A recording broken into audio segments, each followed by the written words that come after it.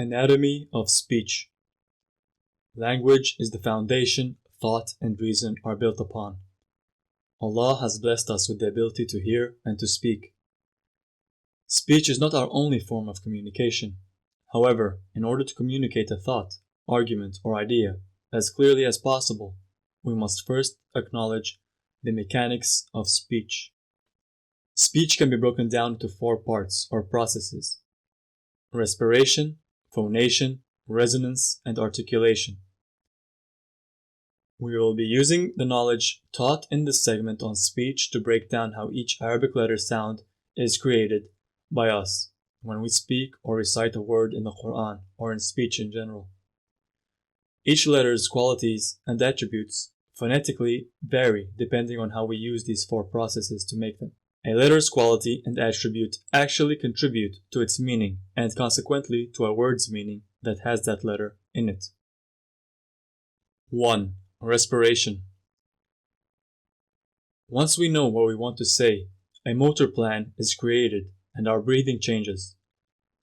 The sound we make for speaking uses breath as this energy source, and unlike at rest where the exhale is passive, the exhale becomes active. The air is squeezed out by the diaphragm as it is being pushed up and by the contraction of the abdominal muscles. 2. Phonation or voicing. We are created to have vocal cords or vocal folds that sit at around the middle of the neck, above the trachea, which is above the lungs. The air, after inhaling and on the exhale for speaking, passes from the lungs to the vocal cords or vocal folds, which are pushed together and forced open by the air. This action of the air opening them causes them to vibrate at an extremely fast pace, which is what creates the sound. 3. Resonance. Why don't we all sound the same when we speak? The reason for your distinct voice is not just your vocal cords. The sound that was created has to then flow up through your cavities in your head before it leaves. These cavities are your throat, your mouth, your nose, your nasal cavity, and the interior cavity from your chest area to your mouth. These cavities can also be manipulated by you and as a result change your voicing sounds. 4. Articulation.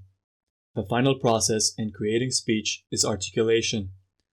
When we want to say a word, we use our articulators, which are mainly the tongue, palate or roof of the mouth, cheeks, teeth, and the lips, to shape the sound we want with our mouth by touching or articulating them with each other. So, to put this all together, the 4 things that must occur in order to speak is that 1. Your lungs create support for your voice in the form of energy. 2. Phonation must occur to create the sound. 3. The sound then resonates in the different cavities in your body. And 4. Articulation occurs to shape the desired sound for a given language.